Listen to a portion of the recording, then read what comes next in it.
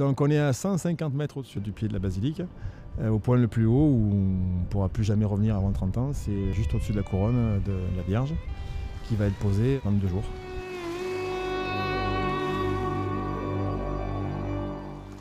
J'ai envie de travailler pour des gens qui sont plus raisonnables, raisonnés dans leurs actions et dans leur métier aussi. Personnellement, c'est la trace que j'ai envie de laisser.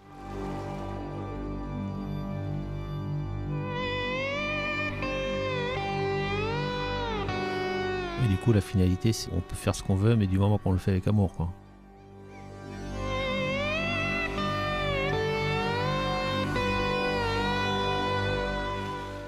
Ils sont graphistes, téléconseillers, vidéastes, développeurs web.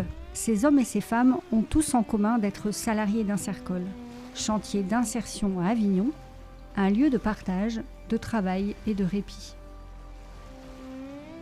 Ils sont chez nous en escale, le temps de faire l'inventaire des trésors ramenés d'aventures passées, de recoudre les voiles et de mettre au propre les carnets de voyage. Une halte qui se veut douce, après la violence des tempêtes de pleine mer et l'incertitude des grandes traversées au sextant. Il est bien là question de navigation au long cours, car nous savons qu'il est rarement possible de créer du robuste et du durable sans consentir à prendre le temps. Voilà pourquoi nous avons été enthousiasmés par la proposition de Nicolas Chikouras, directeur de l'entreprise Girard, et son collaborateur tailleur de pierre, Pierre Bonnetête, de découvrir les métiers de la restauration de monuments historiques.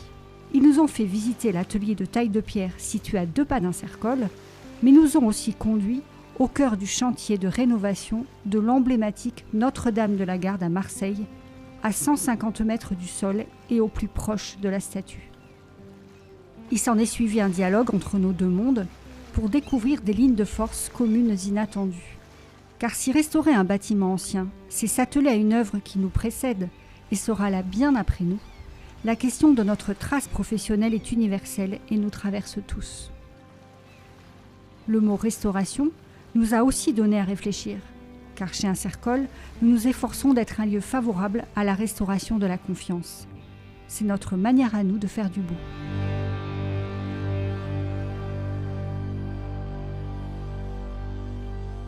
Chers auditeurs, chères auditrices, bienvenue dans le podcast original et collaboratif d'Insercol Récits d'escale. Une proposition pour penser la question du travail et nos métiers d'accompagnement à l'aide de ceux et celles dont nous prenons soin. Épisode 7. À l'épreuve du temps, ce que le travail restaure en nous.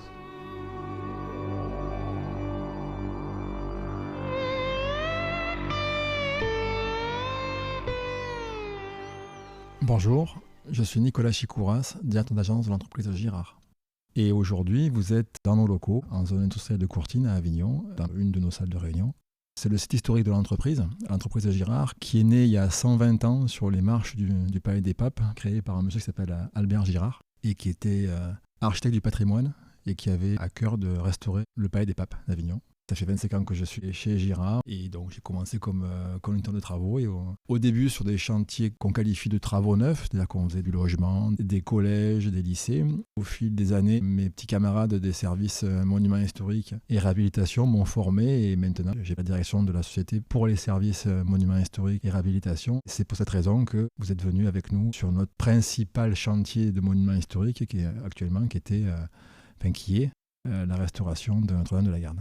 Bonjour, je suis Pierre Bonnetête, tailleur de pierre et appareilleur pour l'entreprise Girard. Je fais des relevés préalables qui peuvent être éventuellement en drone, en scan 3D, des choses comme ça. Mon travail dans l'entreprise, c'est de faire les prises de cotes, de mesures, pour pouvoir proposer des changements de pierre, donc suivant l'état structurel du bâtiment, de changer les pierres en relation avec l'architecte des bâtiments de France ou l'architecte en chef des monuments historiques, et puis le conducteur de travaux qui s'occupe du chantier, des finances. Mon expertise en taille de pierre, qui est attendue par l'entreprise, c'est de pouvoir proposer des changements de pierre avec une nature de pierre adéquate avec le chantier sur lequel on travaille. Aussi, dans l'entreprise, je suis responsable de l'atelier taille de pierre. Vous avez eu l'occasion de venir nous visiter. On est 6 tailleurs de pierre en permanence et donc moi je fournis, comme je disais, tous les panneaux, les gabarits. Je fais les épures nécessaires à la réalisation de tous ces éléments en pierre de taille qui font partie d'un édifice architectural. Bonjour, moi je m'appelle Léana, Et je suis graphiste et motion designer chez Encircle. Mon travail, c'est de faire des vidéos et aussi du design plus visuel, comme des flyers ou des livrets. Et aussi sur diverses vidéos, que ce soit des vidéos animées ou des vidéos plus simples. Ce que je retiens de cette visite à Notre-Dame de la Garde, c'est vraiment la sensation d'être privilégié, en fait, d'accéder à un lieu aussi emblématique du sud de la France. Et aussi cette sensation de pouvoir être fier aussi d'avoir réussi à monter aussi haut et pouvoir dépasser ses limites, d'avoir accompli ça avec un groupe de personnes aussi motivées et aussi intéressées par ce lieu. Parce que c'est motivant avant tout déjà de pouvoir être dans le collectif. On gravit des étapes ensemble, on voit des choses ensemble, on découvre des choses aussi ensemble. Donc je trouve que c'est important et c'est aussi motivant avant tout. Bonjour, moi c'est Stéphanie, je suis graphiste web designer chez Encircle. Moi je travaille dans l'identité visuelle, la création de logos. Je peux faire aussi des infographies, du web design pour les sites internet. En fait au départ, moi je ne m'attendais pas à ça, donc c'était aussi la surprise. On ne savait pas trop en quoi allait consister cette visite. Donc c'est la surprise de voir qu'on allait monter sur l'échafaudage et aller au plus près de la statue, entre autres. La surprise et au final un cadeau, quoi, vraiment un privilège. C'est ce qui reste vraiment un cadeau. De se dire qu'il y a très peu de personnes qui ont la chance de voir la statue d'aussi près. On pouvait tendre le bras et la toucher, il ne fallait pas la toucher, mais on pouvait le faire, donc ça c'est incroyable.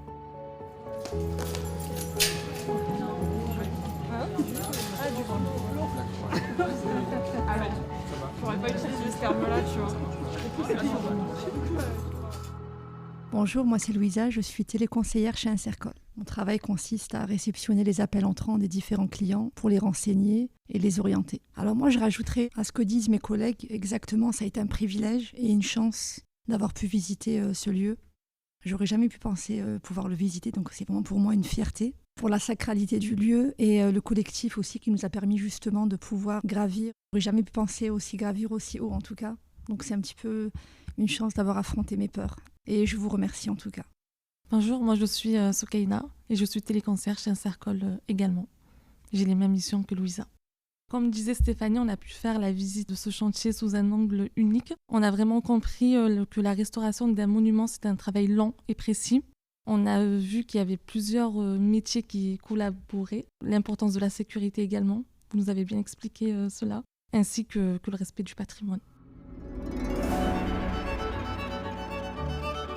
Le gros sujet, c'est la protection des visiteurs pendant qu'on fait le chantier. Donc, ça donne ce genre de structure métallique assez haute, assez importante, avec une protection sur le dessus. Bonjour, moi c'est Mélanie, je suis graphiste et web designer également chez Encircle. Mes missions sont un peu les mêmes que celles de Stéphanie. Je suis plus spécialisée dans les maquettes de sites web, notamment l'UX et l'UI, qui consiste à faire des maquettes accessibles.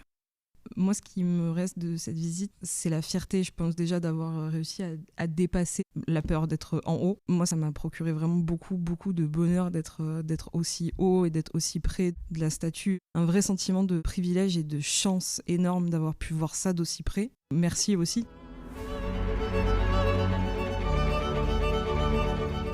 Il y a 10 millions de touristes par an qui viennent ici. C'est trop bien. On est privilégiés d'être ici. Là, c'est énorme.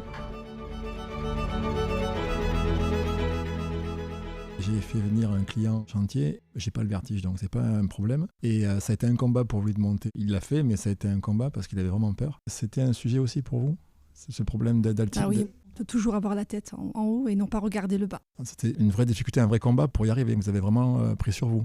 J'avais pas tant peur de la hauteur. Moi, ce que j'ai dit plusieurs fois à mes collègues, qui me faisait peur, c'était l'impact de mon poids sur l'échafaudage. Ça m'a terrifiée. Je me suis dit, l'échafaudage ne va pas tenir. Bon, bien sûr, il tient parce que il a porté bien plus lourd que moi, je me doute.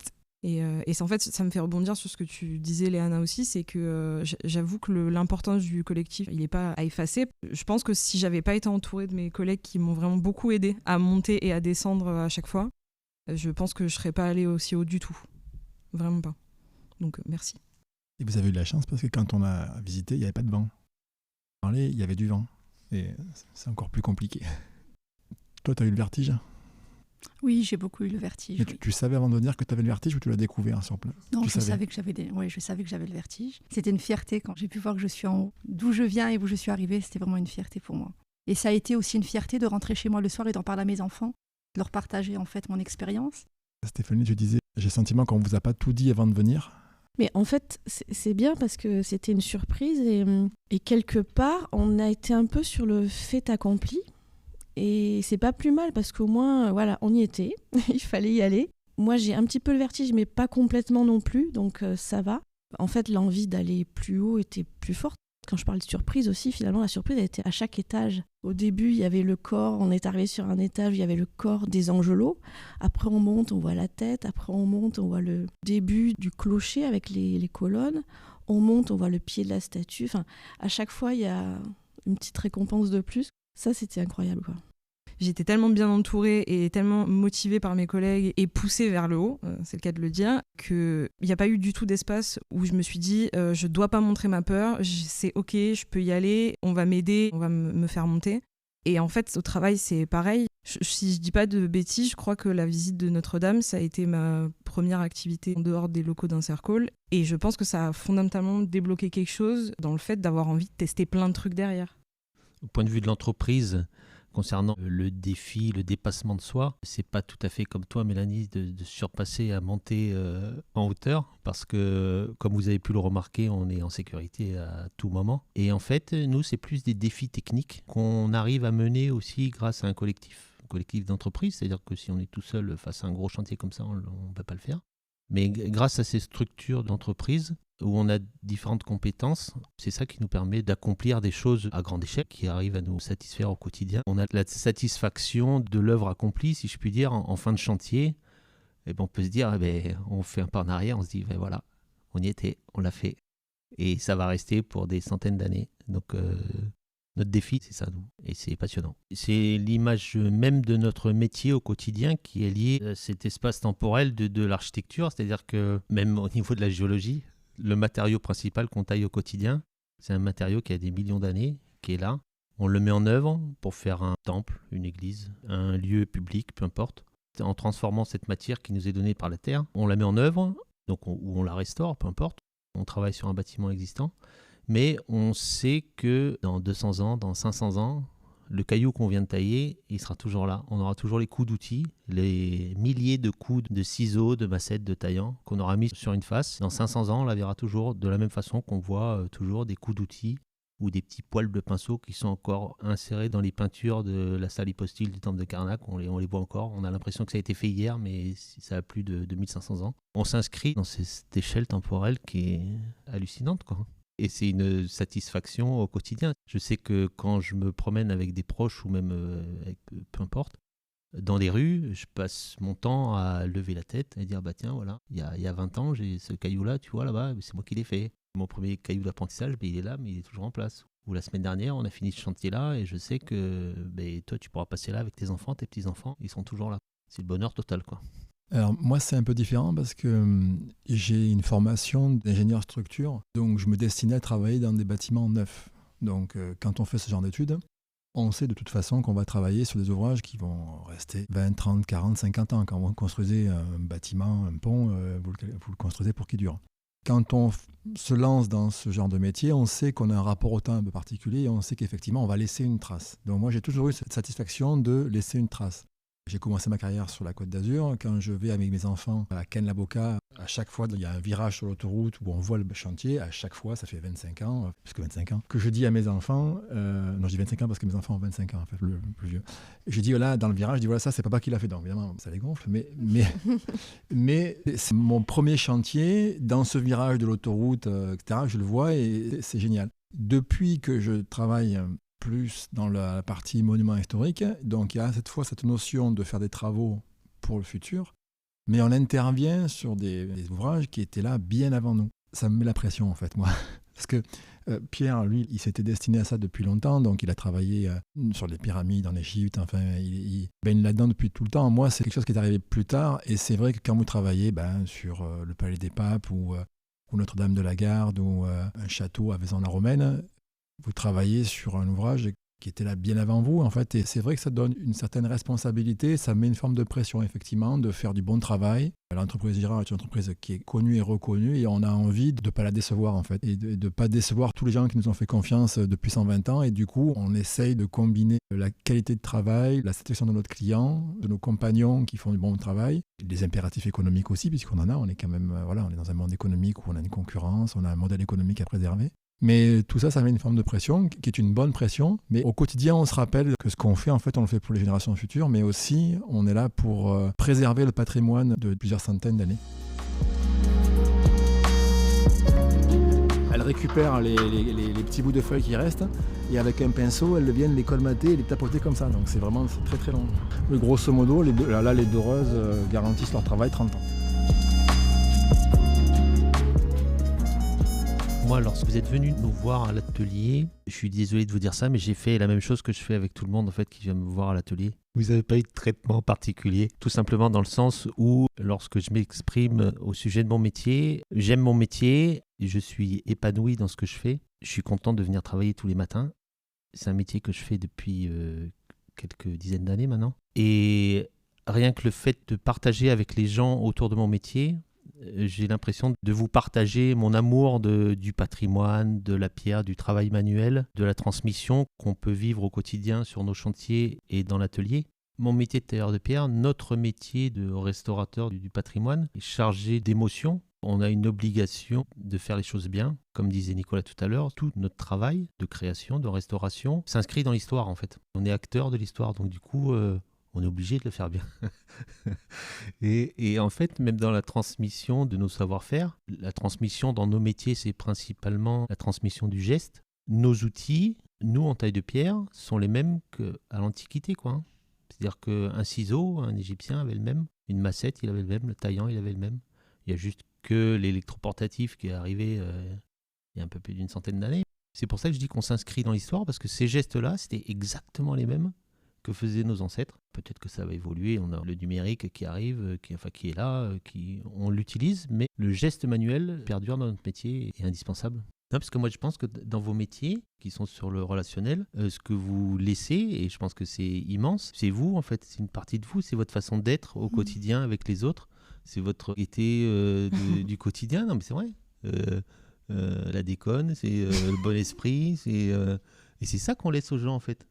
On laisse pas forcément quelque chose de physique, mais on laisse la bonne ambiance au travail, un esprit persévérant. Les jeunes, les gens qui vont faire ce qu'on fait aujourd'hui, en fait, ils observent et ils font ce qu'on fait. Donc c'est du mimétisme. Et si nous, on est content d'aller bosser et qu'on respire la joie de vivre, c'est ça qu'ils retiennent de nous, je pense. C'est notre façon d'être, en fait. Je pense que c'est important d'incarner le changement qu'on veut voir aussi. C'est sûr que c'est 10 fois plus motivant de travailler avec des personnes qui ont l'envie de transmettre. J'ai envie que derrière moi, mon travail, il ait eu du sens. Personnellement, c'est la trace que j'ai envie de laisser. J'ai envie de travailler pour des gens qui sont plus humains et plus raisonnables, raisonnés dans leurs actions et dans leur métier aussi. Par ton action, tu donnes des clés à des gens qui n'ont pas forcément les codes pour communiquer ou...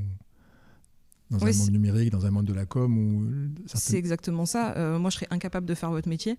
Et je pense que vous serez incapable de faire le nôtre. Je te confirme. Voilà. Donc, oui, voilà. Je suis convaincue que chacun a son métier et que chacun le fait très bien. Chacun et chacune le fait très bien. Et du coup, la finalité, c'est qu'on peut faire ce qu'on veut, mais du moment qu'on le fait avec amour, quoi. Je suis vraiment convaincue de ça parce que la preuve étant que vous adorez et vous aimez votre travail, moi, c'est pareil. Ce que je fais, c'est ce que je faisais quand j'étais déjà gamine à 12 ans. Et c'était trop bien.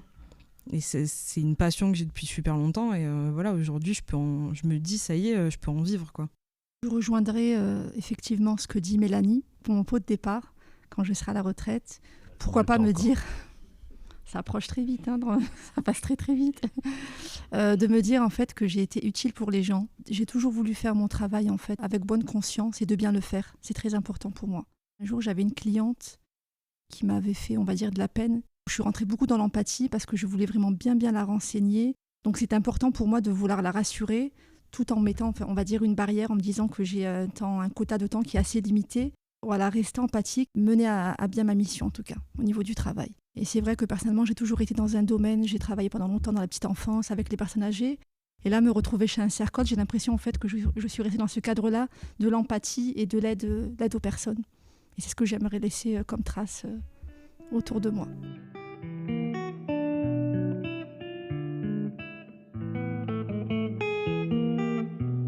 Et comment tu fais pour combiner à la fois l'empathie que tu as besoin de donner à tes clients et la contrainte entre guillemets économique? J'imagine que tu as aussi une imposition d'un timing pour répondre aux clients. Bien sûr. Après, j'essaye parce qu'en fait, il y a un script professionnel que je dois respecter. Donc, en général, quand c'est acquis, par rapport au client que j'ai en face de moi, je sais les réponses que je vais devoir en fait lui transmettre et rester toujours dans l'empathie, de bien répondre à sa demande et pourquoi pas des fois aussi d'aller un petit peu les renseigner un petit peu plus, notamment quand on a des personnes âgées qui se retrouvent seules, isolées dans des petits villages.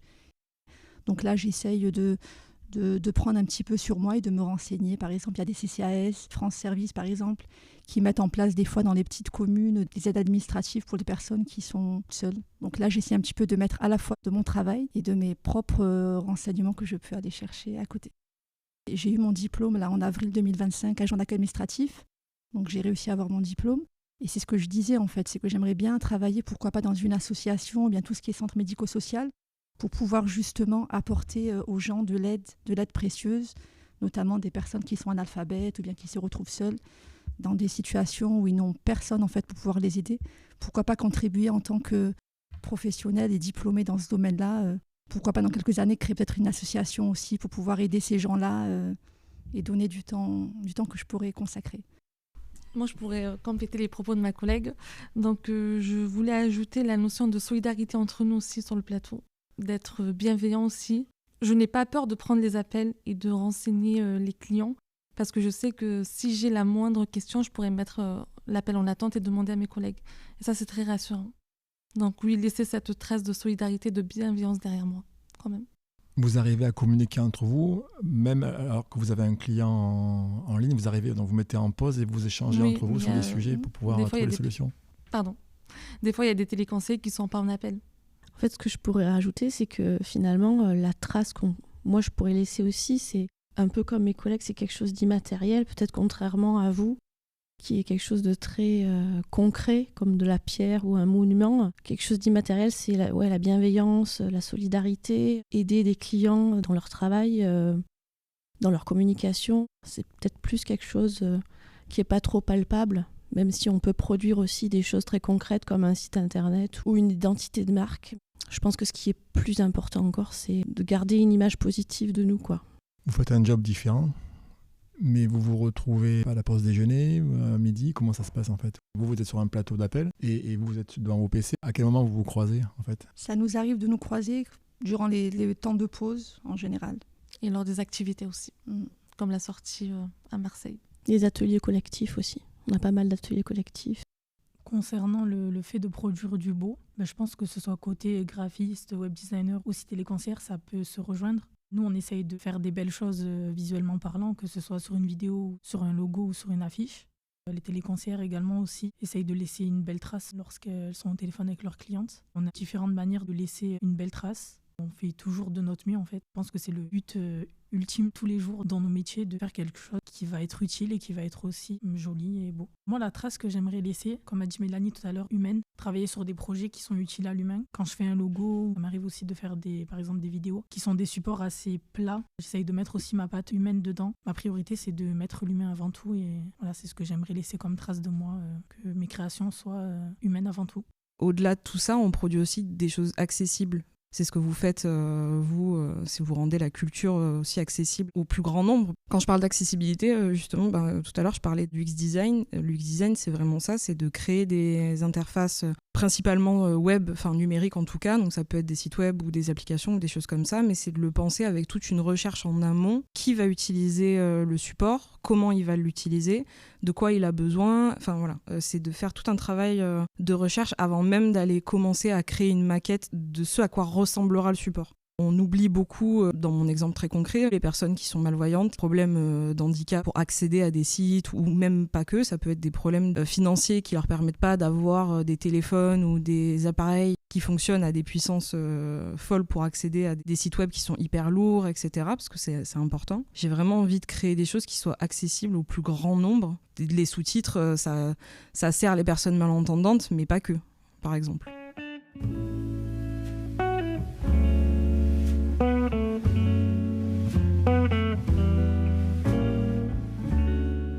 au niveau de notre activité professionnelle, le lien qu'on peut faire entre la restauration de la confiance et la restauration du bâtiment, c'est que dans l'expression même de notre métier, la réalisation de nos activités liées à l'architecture dans notre cas, on a la satisfaction de ce qu'on a fait. Je prends l'exemple de mon métier, excusez-moi. Par exemple, on commence un apprentissage dans le métier de taille de pierre, on commence à faire une face, puis 2 faces, puis un bloc, enfin un deuxième. Hop. Dans nos métiers, on évolue de marche en marche. Si on a des bonnes bases solides, en tant qu'homme, pour notre épanouissement personnel, ça nous aide. On a la satisfaction d'avancer.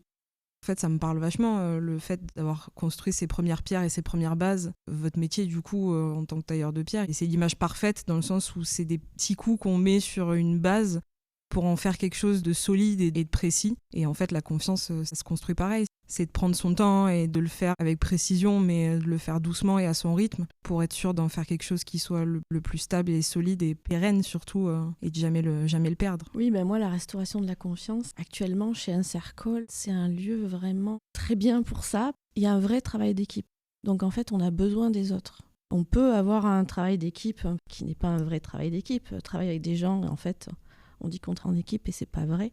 Mais là, c'est vraiment le cas de ne pas sentir le jugement, de sentir que la parole, elle est libre, qu'on peut s'exprimer, qu'on peut être soi. Et du coup, je pense que ça amène à des projets et à un travail de qualité au final. On a envie de donner ce meilleur de soi. Les projets sont intéressants, ils sont bien aboutis. C'est peut-être là où ça pourrait rejoindre aussi la restauration de monuments. On a besoin des autres, dans la bienveillance et pas dans le jugement. C'est très important, je pense, la confiance, de travailler aussi. C'est pareil en tant que téléconseillère, en fait. Créer une confiance avec le client, répondre à la demande, et notamment en tant que collègue, travail d'équipe. Comme dit Stéphanie, des fois dans certains métiers, on parle travail d'équipe alors qu'il n'y a pas de travail d'équipe. Mais chez Insercol, ce qui est bien, je pense que c'est vraiment vrai. On sent que c'est vraiment un travail d'équipe et qu'on est tous respectés malgré nos différences, nos croyances ou quoi que ce soit. Je sens qu'il y a vraiment une honnêteté et une sincérité qui s'y dégagent. D'où notamment tous les projets qui sont bien menés sur le temps, quoi. Au travers de ce que vous dites, il me revient une situation que j'ai vécue il y a quelques années. Je m'occupais d'un gros chantier sur Marseille où il y avait beaucoup d'enjeux, une grosse pression. Je me rappelle, j'avais été un peu pris par l'enjeu et la pression en me disant « je vais jamais y arriver » en fait. Et mon patron de l'époque m'avait dit que notre métier, c'était des gros chantiers compliqués, les découper, les tronçonner en petits chantiers simples et de les faire step by step. Et ça rejoint ce que tu disais, Mélanie, sur la confiance. C'est qu'effectivement, la confiance, c'est aussi par petits chantiers au quotidien. On gravit les échelons un à un et la confiance se cumule et elle grandit. Je pense que c'est vraiment un parallèle qu'il faut faire entre ce que vous faites vous et ce qu'on fait nous. Finalement, je rajouterais, je pense que c'est des métiers en fait qui se complètent très bien. C'est ce qui me semble en tout cas. C'est vrai. On parle de travail d'empathie, on parle de travail qui est bien fait, on parle du temps qui est accordé, de bien savoir gérer le temps et notamment aussi des traces qu'on va laisser après nos métiers respectifs. Mais du coup, est-ce que c'est lié à notre activité ou à nous ? Finalement, on pourra dire qu'il y a des deux, je pense. La personnalité de la personne et le travail, en fait, les compétences qu'on a pour pouvoir mener à bien nos métiers respectifs. C'est ce qui me semble. C'est un point de vue personnel après. C'est vrai que nos métiers nous forgent, nous influencent. Mais moi, je suis persuadé que même si j'avais pas été tailleur de pierre, j'ai pas eu le choix parce que je m'appelle Pierre, donc j'étais tailleur de pierre. Mais c'est pas la question. J'aurais pu m'appeler autrement. Et j'aurais pu choisir un autre métier. Quelle que soit notre activité, si on fait les choses avec bienveillance, avec cette envie de vouloir bien faire, je pense qu'on se retrouve tous un peu au même niveau de relations humaines et d'épanouissement en fait dans ce qu'on fait. C'est suivant l'esprit dans lequel on le fait. C'est vrai que c'est important de se réveiller le matin et de vouloir aller travailler. C'est très important. Je crois même que c'est un privilège. Exactement. Très belle découverte de vous avoir rencontré. On se reverra, on trouvera autre chose. C'est la première fois que je fais un podcast, donc c'était cool aussi. Pour moi, une entreprise, c'est pas uniquement faire du profit, c'est aussi faire vivre des gens ensemble dans un but commun. On en revient sur la notion de collectif. Si grâce à cette entreprise, on peut faire du bien en interne, on parlait de la santé mentale et des problèmes qu'on peut avoir aussi, qu'on rencontre nous aussi dans notre entreprise. En externe, donner de la joie, du plaisir aux gens qu'on rencontre. On a la chance d'avoir un métier qui s'y prête particulièrement. Et c'est ce que j'ai découvert moi en découvrant le monument historique. On le fait avec grand plaisir. J'écoute beaucoup de podcasts. Je ne pensais pas que c'était aussi difficile. Mais je pense que ça s'est bien passé. J'espère que ça va me donner encore plus confiance en moi pour faire d'autres choses. Je regrette ce que j'ai dit tout à l'heure, parce qu'il me semble avoir dit maladroitement que j'ai rien fait d'exceptionnel parce que c'était vous, lorsque vous êtes venu visiter l'atelier. Et en fait, je le regrette parce que vous êtes exceptionnel. J'aime beaucoup les échanges qu'on a parce qu'en fait, c'est plein de respect, d'écoute, d'échanges riches en fait. Je pense que c'est tout simplement que ce type d'échange, de respect mutuel qu'on peut évoluer, c'est hyper satisfaisant et positif. Donc du coup, merci d'être venu nous voir.